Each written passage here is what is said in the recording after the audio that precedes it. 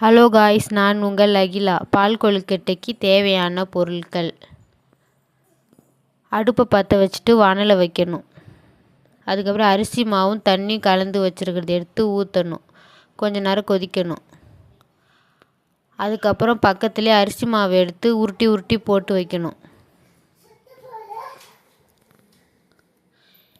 எல்லாத்தையும் உருட்டி போட்டோன்னே பக்கத்துலேயே கொதிக்கிற அதில் போட்டு எல்லாத்தையும் போடணும்.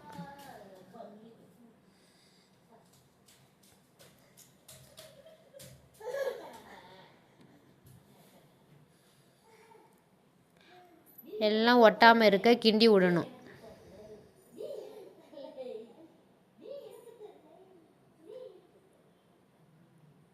அப்புறம் வெந்திருக்கான்னு பார்க்கணும். வெந்தோடனே உப்பு லைட்டாக, ஏலக்காய் கொஞ்சம் போட்டு கிண்டி விடணும்.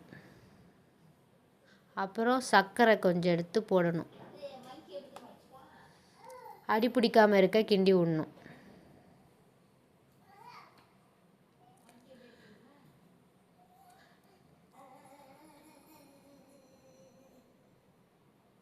அரைச்சி வச்சுருக்க தேங்காய் பால் எடுத்து ஊற்றணும். ஊற்றிட்டு கிண்டி விடணும்.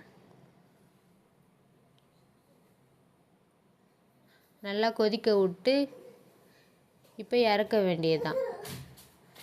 இறக்கி வேறு பாத்திரத்தில் மாற்றணும். சூப்பரான பால் கொழுக்கட்டை